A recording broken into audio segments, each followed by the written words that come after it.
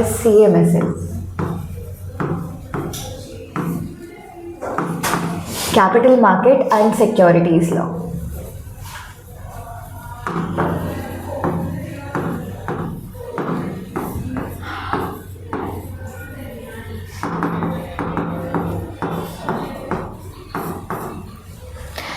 ये सब्जेक्ट ना थोड़ा बहुत आपको रियल लाइफ से काफ़ी कुछ प्रैक्टिकलिटी में रिलेशन होगा।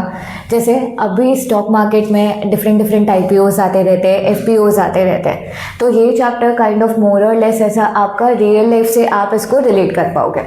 अब इस जो पूरा का पूरा सब्जेक्ट है that is capital market and security law, दो पार्ट में बाइफर्गेशन है, एक तो कैपिटल मार्केट है और दूसरा सिक्योरिटी लॉ है।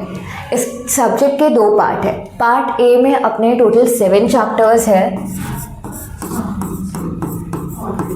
और पार्ट बी में टोटल 11 चैप्टर्स है। इन 7 चैप्टर्स का वेटेज अराउंड 40 मार्क्स है, 11 चैप्टर्स का वेटेज अराउंड 60 मार्क्स है। तो ये इंस्टीट्यूट ने बाइफर्गेशन करके ही रखा हुआ है।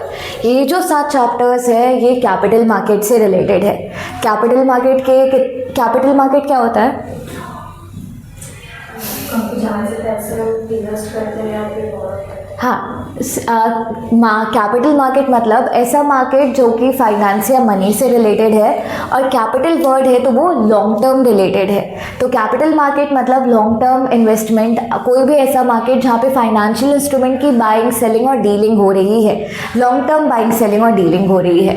तो ये जो 7 चैप्टर्स हैं उसमें से हम चैप्टर्स पढ़ेंगे कुछ प्राइमरी मार्केट के बारे में, सेकेंडरी मार्केट के बारे में, स्टॉक एक्सचेंज का बेसिक इंट्रोडक्शन, स्टॉक एक्सचेंज को रेगुलेट कौन करता है, वो सारी चीज़ें। और ये जो पार्ट बी है उसमें अलग अलग टाइप के चैप्टर्स होंगे सिक्योरिटी लॉ से रिलेटेड। आज एक कंपनी आती है मार्केट में और वो सबसे पहले अपने आप को लिस्ट करती है, तो पहला वो क्या लेके आती है जिससे वो शेयर होल्डर्स, जिससे वो पब्लिक से पैसे ले सकती है, उस IPO, इनिशियल पब्लिक ऑफरिंग। उसके पूरे के पूरे रूल्स रेगुलेशन अलग है। फिर कंपनी और शेयर होल्डर्स से पैसे मांगती है तो FPO, further public follow on public offer या फिर further public offer, right issue, bonus issue, ये सारी चीज़ें। आज कंपनी डेट इंस्ट्रूमेंट इशू कर रही है, डिबेंचर इशू कर रही है, तो उसके कौन से रेगुलेशन है।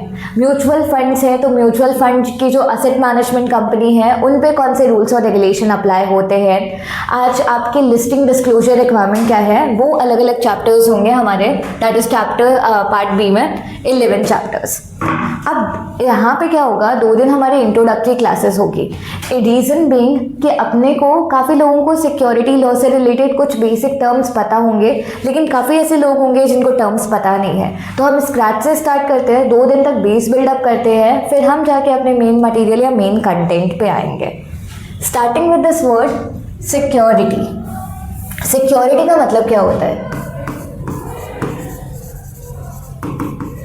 सिक्योरिटीज, ये जो सिक्योरिटी लॉ वर्ड डिराइव हुआ है उसमें जो फर्स्ट वर्ड है सिक्योरिटीज, उसका मतलब क्या होता है? अगर आपसे कोई पूछे what do you mean by securities, तो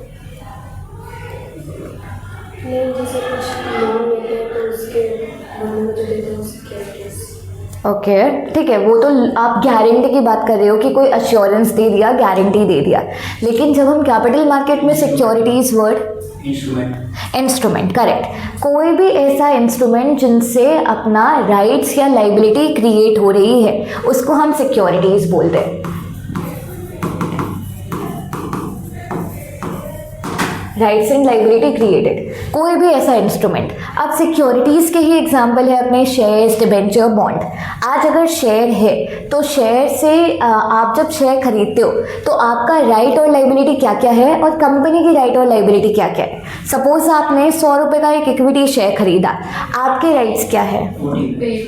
वोटिंग राइट है। अगर इक्विटी शेयर है 100 के 100 रुपये सामने वाली कंपनी को पे करना, वो क्या हो जाएगी, राइट या लाइबिलिटी?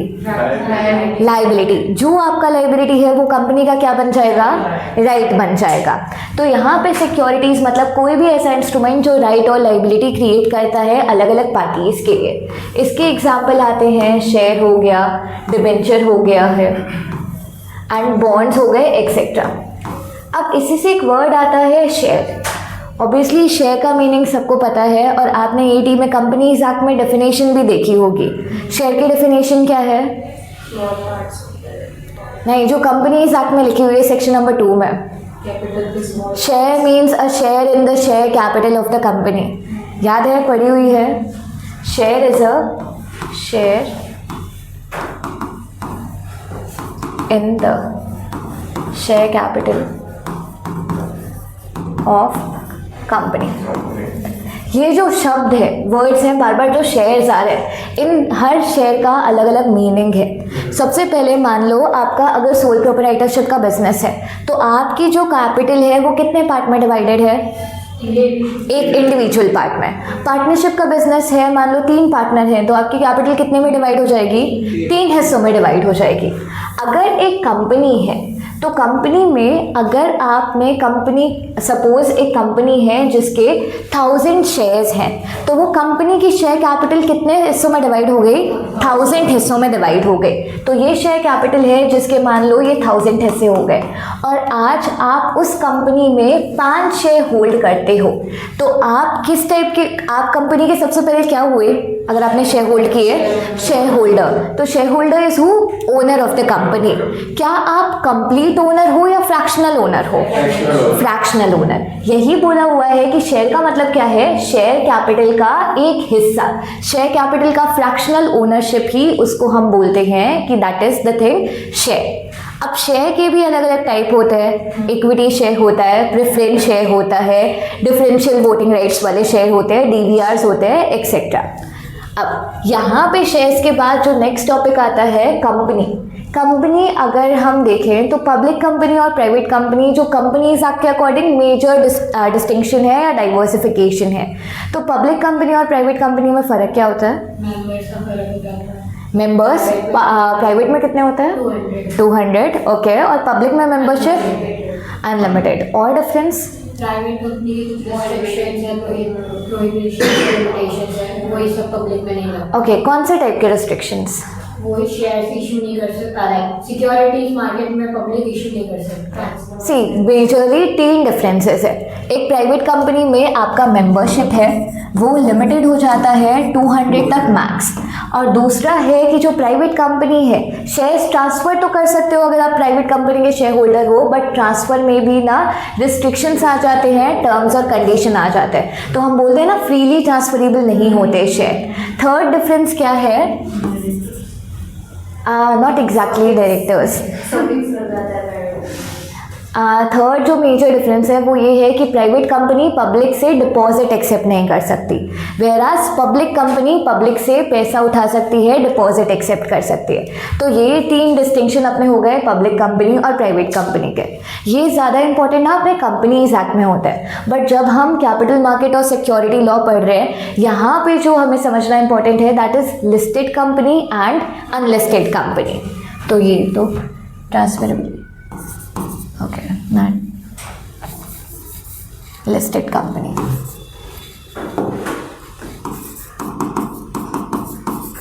लिस्टेड कंपनी का मतलब क्या होता है? रजिस्टर्ड है, स्टॉक एक्सचेंज बोर्ड में जो रजिस्टर्ड है। आरएसआई में रजिस्टर्ड है। हाँ, ऐसी कंपनी जो रजिस्टर्ड है कहाँ पर? Stock exchange. सी सेबी कोई प्लेटफॉर्म नहीं है, सेबी एक रेगुलेटर है, पूरे के पूरे शेयर मार्केट सिक्योरिटी मार्केट का एक रेगुलेटर जो ये चेक करता है कि लॉज रूल्स रेगुलेशन ढंग से फॉलो हो रहे हैं या नहीं हो रहे।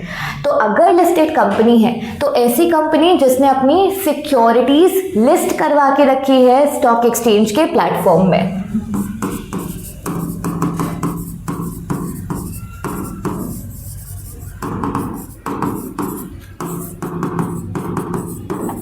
Listed on stock exchange.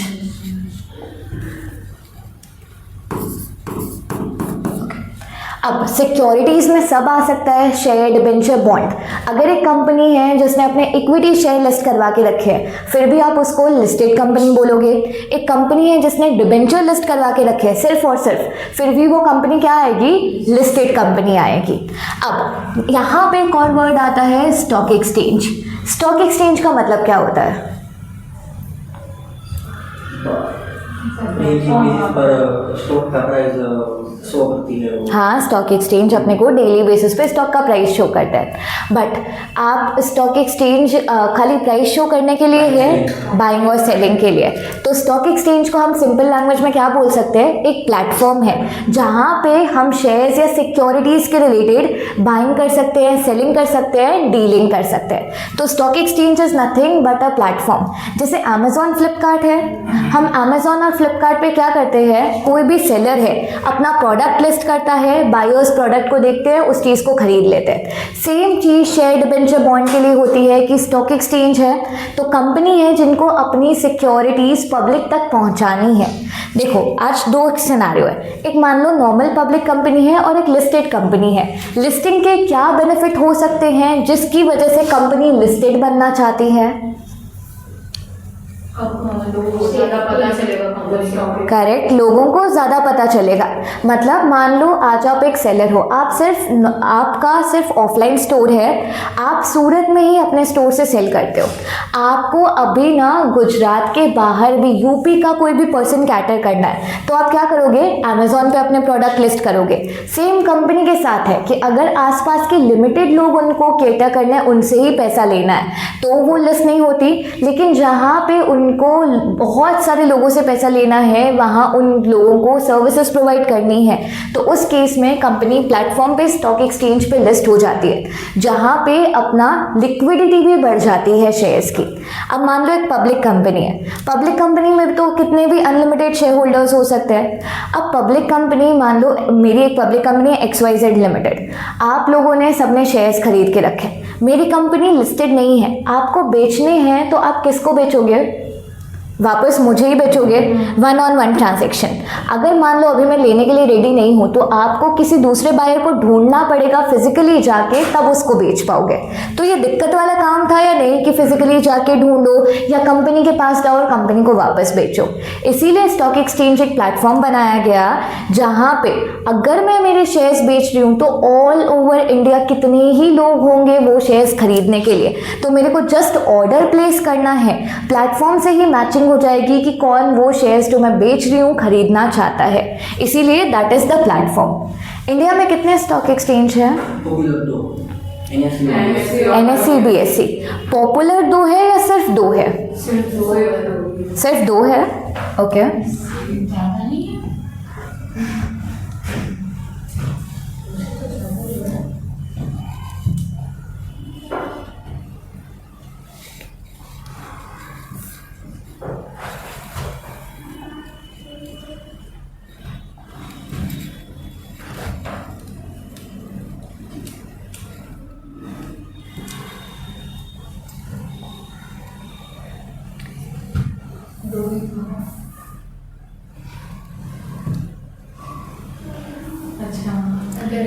से मेजर जो बहुत पॉपुलर स्टॉक एक्सचेंज है वो 2 है, NSE और BSE। और भी काफ़ी सारे स्टॉक एक्सचेंजेस हैं जो कि सेबी ने रिकॉग्नाइज्ड करके रखे, that is India International Exchange, MCX multi commodity exchange, अपना metropolitan stock exchange, Calcutta stock exchange. तो कभी भी कोई भी पूछे कि स्टॉक एक्सचेंज कितने हैं तो मल्टीपल स्टॉक एक्सचेंज है, नंबर इंक्रीज और डिक्रीज होते रहते हैं डिपेंडिंग अपॉन कि कौन से स्टॉक एक्सचेंज को रिकॉग्निशन मिला हुआ है, कौन से स्टॉक एक्सचेंज को परमिशन गवर्नमेंट ने कैंसिल कर दी है। लेकिन जो 2 मेन पॉपुलर है that is NSE and BSE।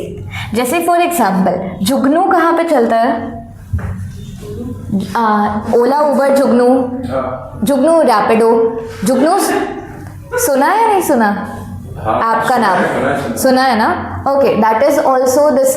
ओला और उबर ऑल ओवर इंडिया चलते हैं, नहीं चलते हैं? ठीक है। अब रैपिडो भी ऑल ओवर इंडिया चलता है, बट ये जो जुगनू है दैट इज लोकल ऐप, वो सूरत की ही वेसिनिटी में चलता है। तो ज़्यादा पॉपुलर ऑल ओवर इंडिया क्या होंगे? ओला और उबर ही होंगे। वैसे ही है तो बहुत सारे स्टॉक एक्सचेंज, लेकिन जो नेशन वाइड अपनी सर्विसेज प्रोवाइड करता है, जिन पे ज़्यादा कंपनी के शेयर्स या सिक्योरिटी लिस्टेड है, जिनका ज़्यादा टर्नओवर होता है ट्रेडिंग, वो 2 है NSE और BSE, that is national stock exchange and Bombay stock exchange.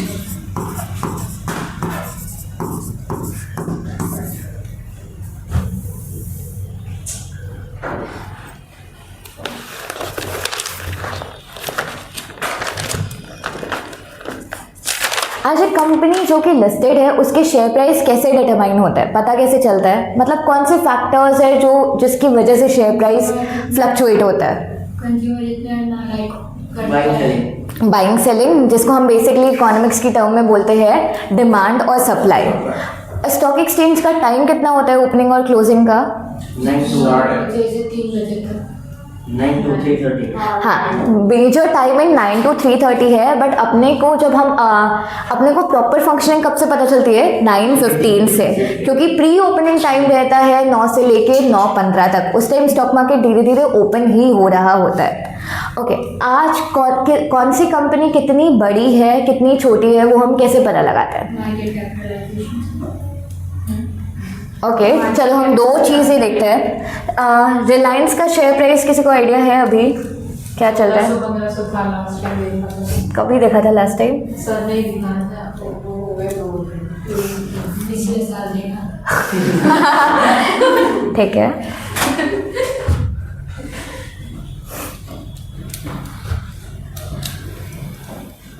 मेरा तो 1400 नीचे नीचे आ रहा है। 1471। 1471। सर ने बोला लोग चेंज नहीं करते ज़्यादा तो हाँ, ये लोग एक मिनट, आ गया शेयर प्राइस। हाँ ये इसमें अगर चार्ट आ रहा है तो दैट इज हाँ 1471.20। अब ये जो इसमें आज 2.19 रुपीज़ का माय बैड 2.19% का डाउन ट्रेंड है, मतलब इसका मतलब क्या होता है दिस थिंग डिक्रीज हुई कि ये परसेंटेज बेस किसको बनाया जाता है? मतलब आज बताया गया है कि ये जो 14 पॉइंट्स अभी कितना था? 71। हाँ 71 पॉइंट के बाद इंडिविजुअल डिजिट्स बोलता है 71, तो यहाँ पे अब 0.0 मतलब हर सेकेंड फ्लक्चुएट होता है प्राइस, और ये प्राइस किसकी वजह से फ्लक्चुएट होता है? डिमांड और सप्लाई की वजह से। आज यहाँ पे लिखा हुआ है कि -32.80 रुपीज़ इतना नेगेटिव में चल रहा है, तो ये नेगेटिव हमने कैसे पता किया? कोई तो बेस होगा जिससे ये माइनस चल रहा है। सुबह जो प्राइस होगा ओपनिंग नहीं, कल का क्लोजिंग प्राइस, कल का जो क्लोजिंग प्राइस था उससे इतना माइनस चल रहा है, तो ये जो लाइन है ना that is this dotted line, ये ना कल का प्राइस था उससे ये माइनस चल रहा है, वो ये पूरा का पूरा ट्रेंड बता रहा है। अब यहाँ पे आपके और भी स्पेसिफिक प्राइसेस लिखे होते हैं, दैट इज आज टोटल उसका हाई प्राइस कितना है, लो प्राइस, 52 वीक की प्राइस रेंज कौन कौन सी है, ये सारी चीज़ें लिखी हुई होती है।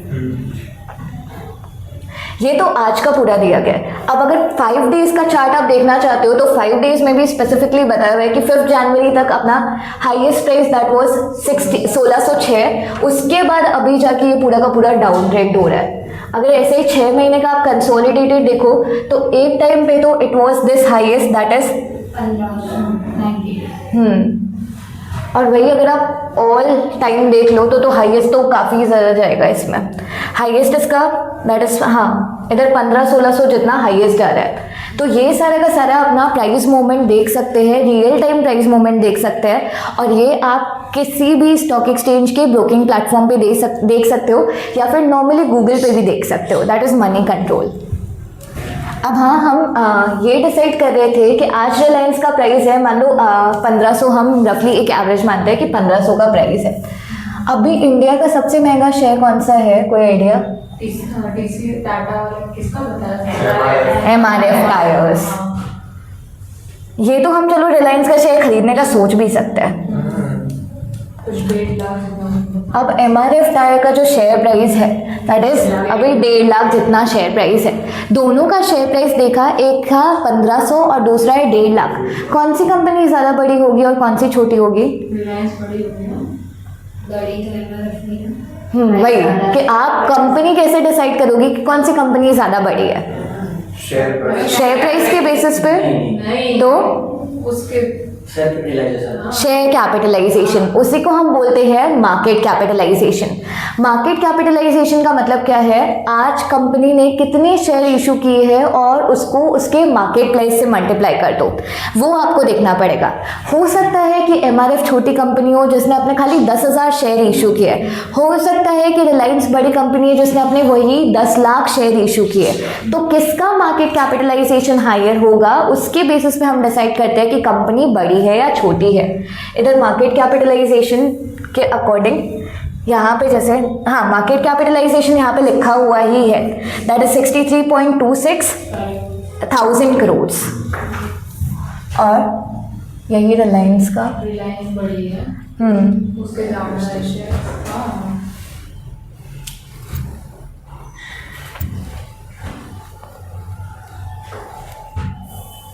यही अगर हम रिलायंस का मार्केट कैपिटलाइजेशन, हाँ 19 लाख करोड़, इधर ही अपने को पता चल गया कहाँ वो 1000 करोड़ में था, कहाँ वो लाख करोड़ में।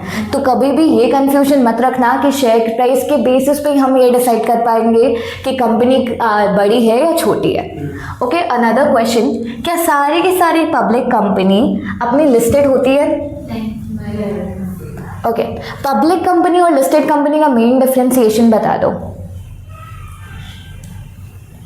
पब्लिक कंपनी का मतलब कंपनी पब्लिक को शेयर्स ऑफर कर सकती है कितने भी लोगों को, और वही कंपनी लिस्टेड है तो एक ट्रेडिंग प्लेटफॉर्म मिल जाता है जिसपे वो शेयर्स बाय और सेल हो सकते हैं। बस इतना ही डिफरेंशिएशन है। तो ये कभी भी एक और मिथ जो काफ़ी लोगों के मन में होता है कि अगर पब्लिक कंपनी है तो कंपलसरी लिस्टेड ही होगी, अगर बड़ी कंपनी है तो कंपलसरी लिस्टेड ही होगी। काफ़ी सारी ऐसी बड़ी कंपनीज हैं, जैसे पार्ले प्रोडक्ट है, वो प्राइवेट कंपनी है, स्टिल नॉट लिस्टेड और स्टिल फ्लरिश कर रही है, ग्रो कर रही है। ओके, एक और चीज़ जैसे बोट का आईपीओ आया था लास्ट ईयर। अब बोट के आईपीओ के रिलेटेड यहाँ पे बोट आईपीओ का मतलब क्या होता है? Initial public offer. इसका फुल फॉर्म नहीं, अब इसका एक्चुअली में आप आईपीओ का मतलब क्या company first time share issue कर रही है या फिर कंपनी फर्स्ट टाइम लिस्टेड होने के बाद शेयर इशू कर रही है? फर्स्ट टाइम लिस्टेड होने के बाद शेयर इशू कर रही है। अब सपोज बोट का आईपीओ आया, क्या उससे पहले बोट ने शेयर इशू ही नहीं किए होंगे? किए होंगे अपने प्रमोटर्स को, पार्टनर्स को, प्राइवेट शेयर होल्डर को। लेकिन आईपीओ आने के बाद वो फर्स्ट टाइम प्लेटफॉर्म पे शेयर इशू कर रही है पब्लिक को for the purpose of listing. तो कुछ चीज़ें क्लियर हो रही है। अपने को काफ़ी सारी चीज़ें ऑलरेडी पता थी।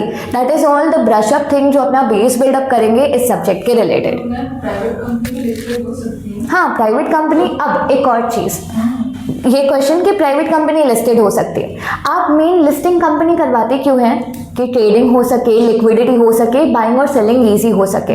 अगर प्राइवेट कंपनी है तो शेयर होल्डर्स की ट्रांसफरेबिलिटी पे रिस्ट्रिक्शन है, तो वो अपने शेयर्स लिस्ट नहीं कर सकते क्योंकि शेयर की ट्रांसफरेबिलिटी पे तो रिस्ट्रिक्शन है ना। तो अगर आज मान लो मैंने प्राइवेट कंपनी के शेयर लिए, मैं स्टॉक एक्सचेंज पे जाऊंगी, वो प्राइवेट कंपनी लिस्टेड है, तो मैं बेचूंगी किसे? ट्रांसफरेबिलिटी पे तो रिस्ट्रिक्शन हो गया ना। तो बहुत rare of the rare case में लिस्ट होती है, लेकिन कब? जब वो अपने डिबेंचर्स या दूसरे इंस्ट्रूमेंट इशू करके लिस्ट करवाती है तब। पॉइंट समझ आया?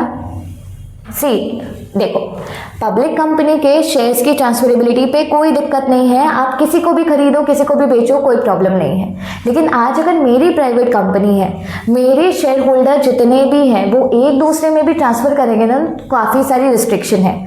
मैं अगर वही शेयर लिस्ट करवा देती हूँ तो बेनिफिट कितना हुआ? 200 शेयर होल्डर है, वही एक दूसरे में ट्रांसफ़र कर पाएंगे, उतना ही रिस्ट्रिक्शन है। तो ना तो मैं ट्रेडिंग बढ़ा पाऊंगी, ना ही मैं वॉल्यूम बढ़ा पाऊंगी, और आपको भी ट्रांसफ़र करने से पहले काफ़ी सारे रिस्ट्रिक्शन का फॉलो करना पड़ेगा। तो मेरा लिस्ट करवाने का फ़ायदा ही क्या?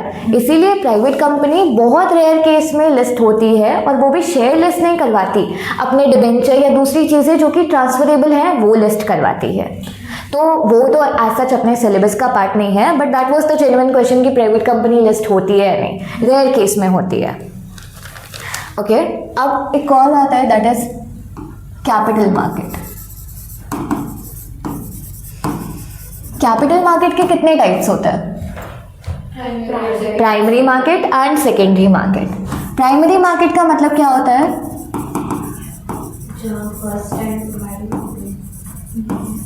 जहाँ पे फर्स्ट टाइम बाइंग और सेलिंग है। सपोज आपको थार खरीदनी है, आप डायरेक्ट जाके थार के शोरूम से कार परचेज करके आ रहे हो, पैसे किसके पास जा रहे हैं? शोरूम मतलब डायरेक्टली कंपनी के पास जा रहे हैं। अब वही आपको सेकेंड हैंड थार खरीदनी है, सपोज यहाँ पे यश के पास थार है और अमित को वो खरीदनी है। अमित ने पैसे किसको दिए, यश को या कंपनी को? यश को दिए। तो यहाँ पे कंपनी के पास पैसे नहीं गए, तो जो पैसे डायरेक्टली कंपनी के पास जाते हैं बाइंग और सेलिंग के रिलेटेड, वो सारा का सारा ट्रांजेक्शन अपना कहाँ होता है? प्राइमरी मार्केट में। और जो पैसे एक दूसरे के पास ही रह जाते हैं, कंपनी तक नहीं पहुँचते, इन्वेस्टर टू इन्वेस्टर ही पैसे रह जाते हैं, वो सारा का सारा ट्रांजैक्शन होता है सेकेंडरी मार्केट में। मार्केट। अब प्राइमरी मार्केट में अपना क्या क्या आ सकता है, जिससे कि शेयर डायरेक्टली कंपनी के पास जाए, माय बैड, पैसे कंपनी के पास जाए? IPO, initial public offering. उसमें क्या होता है, कंपनी डायरेक्टली अपने शेयर्स पब्लिक को इशू करती है और सारा का सारा पैसा किसके पास जाता है? कंपनी के पास जाता है। तो प्राइमरी मार्केट का एग्जाम्पल है IPO, जहाँ पे एक साइड है इन्वेस्टर और दूसरी साइड है कंपनी। कंपनी इन्वेस्टर को शेयर्स देती है या सिक्योरिटी देती है, इन्वेस्टर बदले में डायरेक्टली कंपनी को मनी देता है। सेकेंड इसका एग्जाम्पल है FPO, that is further public offer. Further public offer में भी यही होता है कि कंपनी ने एक बार तो शेयर इशू कर दिए, उसके बाद सेकेंड थर्ड फोर्थ टाइम कभी भी शेयर इशू करे उसको FPO ही बोलेंगे, फर्दर पब्लिक ऑफर या फिर फॉलो ऑन पब्लिक ऑफर। तो IPO आने के बाद कभी भी कंपनी फ्रेश शेयर इशू करती है सारे पब्लिक शेयर होल्डर को, तो उसमें भी इन्वेस्टर्स डायरेक्टली पैसा किसको देते हैं? कंपनी को देते हैं। तो ये दोनों जो भी ट्रांजैक्शन होता है ये अपना कहाँ होता है? प्राइमरी मार्केट में होता है। अब नेक्स्ट आता है सेकेंडरी मार्केट। सपोज आपके पास रिलायंस के शेयर है, आपको रिलायंस के शेयर बेचने हैं, तो आप कहाँ पे ऑर्डर लगाओगे? स्टॉक एक्सचेंज के प्लेटफॉर्म पे ऑर्डर लगाओगे। क्या रिलायंस कंपनी वहाँ पे बैठी है शेयर्स खरीदने के लिए? नहीं, वहाँ पे कोई दूसरा बायर जिसको रिलायंस के शेयर खरीदने होंगे, अगर आपका और उसका प्राइस मैच हो रहा है तो आप शेयर्स बेचोगे तो वो दूसरा बायर खरीद लेगा। तो यहाँ पे कहीं भी कंपनी का रोल नहीं है, एक पर्सन से दूसरे पर्सन के बीच में ही एक के पास सिक्योरिटी जा रही है तो दूसरे के पास मनी जा रहा है, जहाँ पे कंपनी कहीं भी नहीं आती। ये जो ट्रांजैक्शन होता है ये सेकेंडरी मार्केट में होता है। अब मेरा एक क्वेश्चन, स्टॉक एक्सचेंज का फंक्शन सेकेंडरी वाला है या प्राइमरी है या दोनों है? दोनों है, करेक्ट। कोई भी IPO FPO आता है, आप एप्लीकेशन स्टॉक एक्सचेंज के थ्रू ही लगाते हो तो वो प्राइमरी मार्केट का फंक्शन हो गया। आप शेयर्स खरीद के आगे जाके बेचते हो या बाद में IPO FPO आने के बाद में शेयर्स खरीदते हो तो वो किसका फंक्शन हो गया? सेकेंडरी मार्केट का फंक्शन हो गया। यहाँ तक चीज़ें क्लियर है? ओके।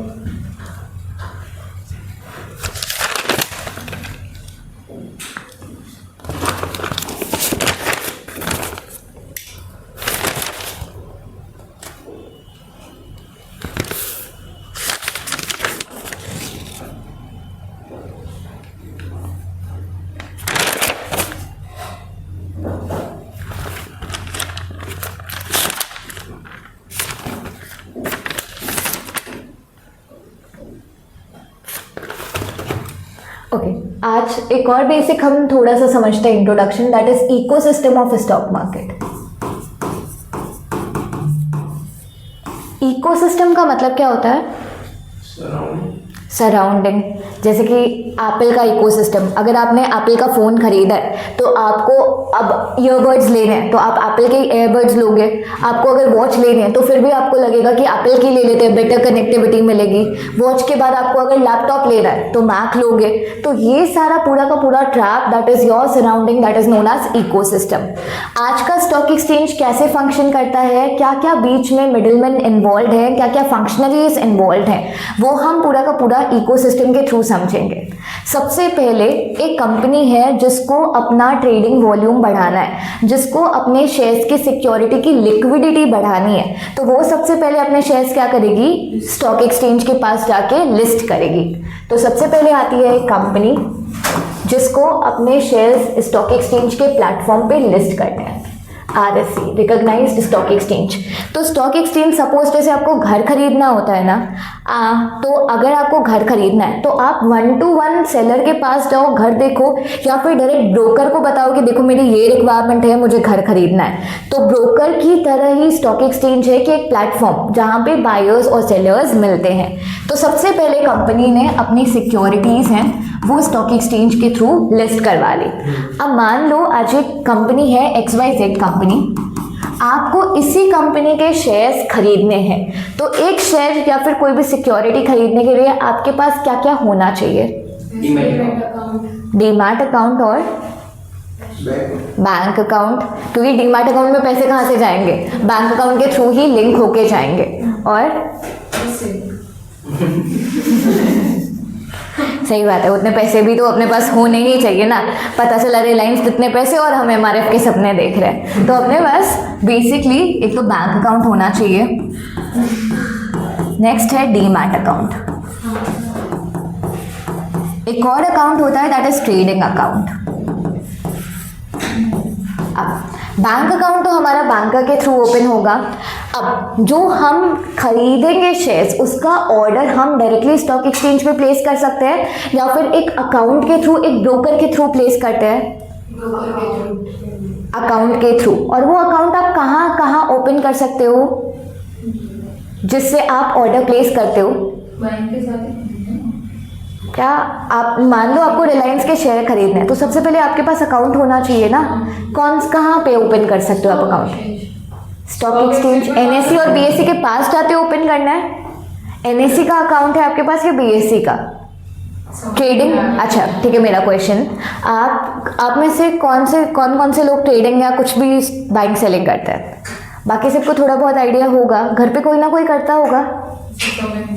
हाँ, ऐसा लग रहा है नशे है, पापा इन चीज़ों में नहीं हो रहा। ओके, तो सबसे पहले मान लो आपको रिलायंस के शेयर खरीदने, अपने पास बैंक अकाउंट है, लेकिन उसके साथ साथ अपने पास ट्रेडिंग अकाउंट भी होना चाहिए जिससे हम ऑर्डर लगा सकते हैं, बाय और सेल का ऑर्डर लगा सकते हैं। वो ऑर्डर लगाने के लिए आपको ट्रेडिंग अकाउंट ना ब्रोकर के थ्रू ओपन करवाना पड़ेगा। अब वही ब्रोकर का नाम है, ग्रो बोल लो, ज़ेरोधा बोल लो, शेर खान बोल लो, एंजल वन बोल लो। तो these are all what? Broker. तो सबसे पहले आप जाओगे ब्रोकर के पास और यही ब्रोकर आपको अकाउंट ओपन करके देगा। एग्जाम्पल ग्रो, नहीं बैंक ओपन नहीं करता। आप अपने आप ही घर बैठे you can open your account, बहुत लिमिटेड टाइम है, ऐसा free of charges account open हो सकते हैं। तो आप सबसे पहले ब्रोकर के पास गए और ब्रोकर यही लोग हैं, ग्रो, ज़ेरोधा एक्सेट्रा। ये आपका स्टॉक एक्सचेंज के प्लेटफॉर्म पे एक अकाउंट ओपन करके देते हैं जहाँ पे आप ऑर्डर प्लेस कर सकते हो। आपके पास सपोज आप ग्रो का आपका ट्रेडिंग अकाउंट आ गया, ये जो ब्रोकर अकाउंट ओपन करके देंगे ना, इसी अकाउंट को हम बोलेंगे ट्रेडिंग अकाउंट। ट्रेडिंग अकाउंट का काम ही यही होता है कि ऑर्डर लगाना, कहाँ पे? स्टॉक एक्सचेंज पे ऑर्डर लगाना। ये एरो इधर से भी जा सकता था। ट्रेडिंग अकाउंट का मेन काम ही है कि स्टॉक एक्सचेंज पे आपके बाइंग और सेलिंग के ऑर्डर्स प्लेस करना। अब मान लो आपको रिलायंस की सिक्योरिटीज़ खरीदनी है, सिक्योरिटीज़ आ गई, फिर क्या फिजिकल शेयर सर्टिफिकेट मिलते हैं आजकल? डीमैट मिलते हैं। तो उनको रखोगे कहाँ पे? उसके लिए अपने को क्या चाहिए? डीमैट अकाउंट चाहिए। अब जब आपको डीमैट अकाउंट ओपन कराना है तो एक और यहाँ पे मिडिलमैन है, उसका नाम है DP, that is depository participant.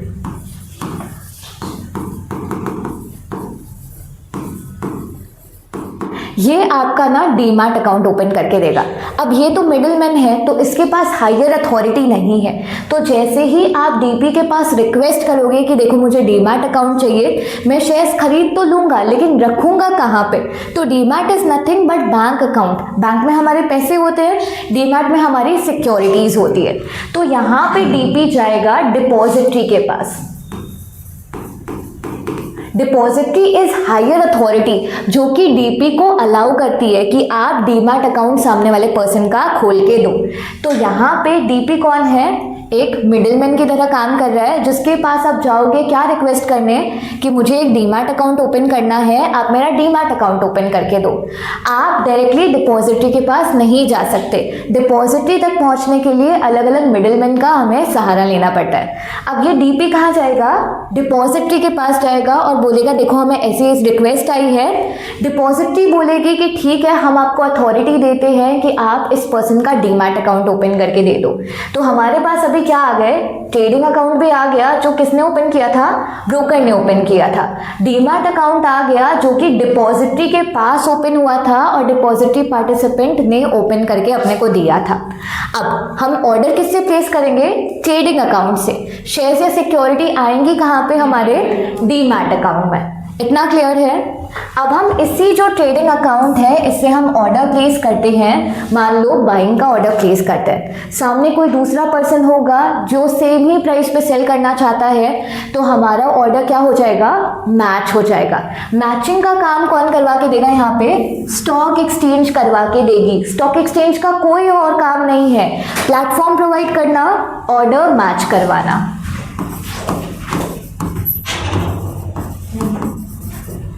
अब यहाँ पे स्टॉक एक्सचेंज ने ऑर्डर मैच करवाया। ऑर्डर मैच होने के बाद दो चीज़ें और होती है। आपने मान लो शेयर्स खरीदने का बोला था, तो आपके साथ दो चीज़ें क्या क्या होंगी? एक तो शेयर्स आपके डीमैट अकाउंट में आएंगे, दूसरा क्या होगा? हमारे पैसे कटेंगे यहाँ पे। तो दो ट्रांजैक्शन होंगे। अब यहाँ पे स्टॉक एक्सचेंज ने आपका ऑर्डर मैच करवा दिया। स्टॉक एक्सचेंज आगे कुछ भी नहीं करता, ये सारा का सारा मैटर आगे दे देता है क्लियरिंग कॉर्पोरेशन को।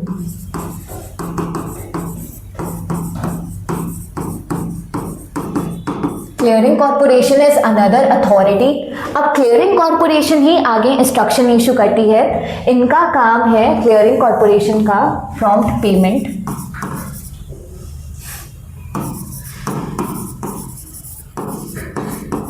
Delivery and settlement.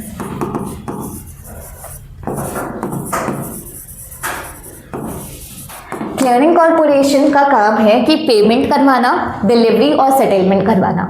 सपोज आप एक्स और वाई, आपको इनको शेयर सेल करने थे, तो दो चीज़ें होंगी। डिलीवरी किसको होगी शेयर की? एक्स को या वाई को? वाई को डिलीवरी होगी। पेमेंट किसको मिलेगा? एक्स को पेमेंट मिलेगा।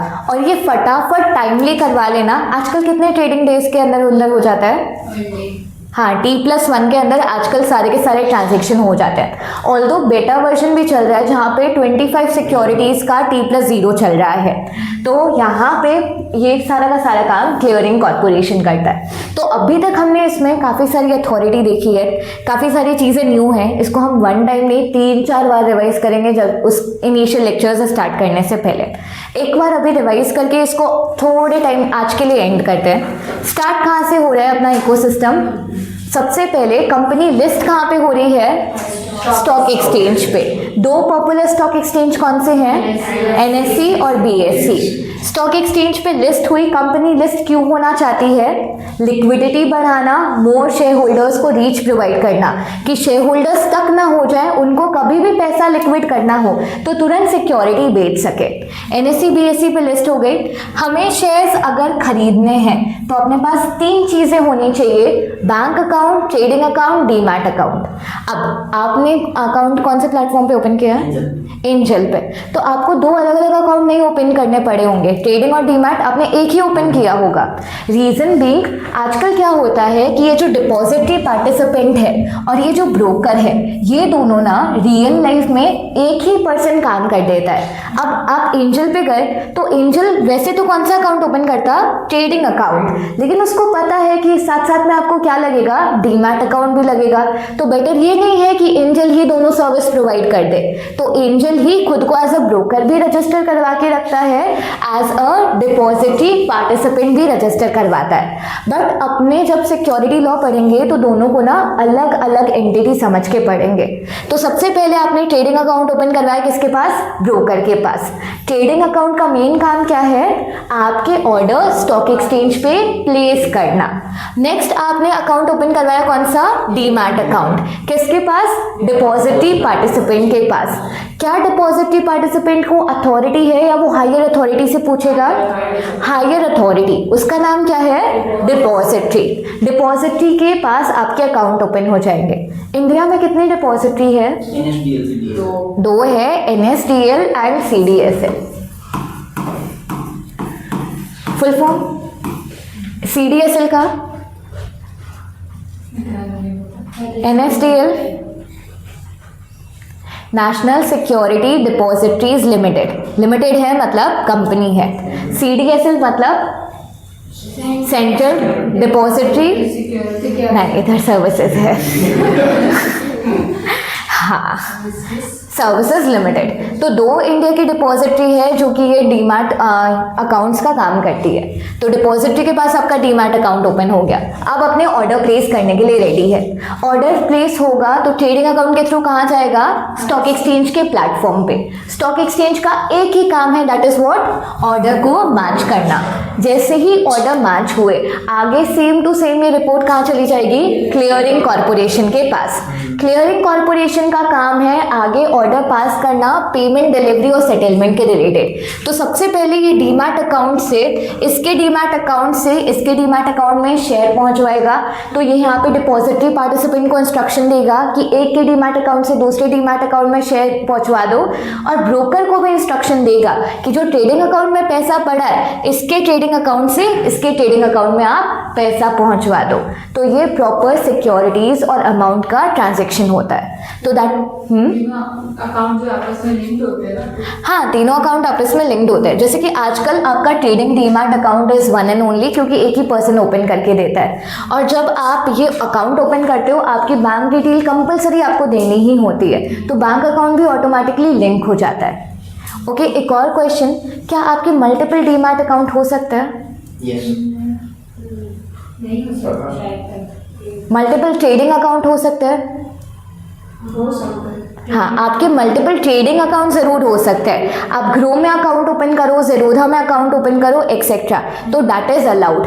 लेकिन वो एक ही पैन नंबर पे होता है आपके सारे के सारे अकाउंट। तो सारे के सारे अकाउंट ऑटोमेटिकली आपके लिंक्ड होते ही हैं अगर आप कभी भी स्टेटमेंट और फाइल करो तो। पैसे लोग अपने आप ही निकाल लेते थे? नहीं, पैसे अपने आप नहीं निकाल सकते। जैसे कि आपने ट्रेडिंग अकाउंट बनाया, उसके साथ बैंक अकाउंट लिंक किया, तो आपको कुछ ना कुछ अमाउंट ट्रेडिंग अकाउंट में डालना है, तो आपके बैंक अकाउंट से OTP आएगा। आपकी परमिशन के बिना कुछ भी नहीं हो सकता। नहीं तो इधर अपने कितने ही पैसे साफ हो जाते पीछे से। तो लोग ट्रेडिंग अकाउंट ओपन करने से पहले ऐसे ही डरते हैं। तो आज के लिए इतना ही रखते हैं बेसिक्स, बाकी से कल कंटिन्यू करेंगे। क्या हुआ? स्कैनर कल इसको वापस थोड़ा बेटर वे में बनाएंगे, और तुम लोग इधर ही बनाओगे तो खुद से लिखोगे तो ज़्यादा बेटर होगा। बाकी आज का स्कैनर चाहिए तो ले लो।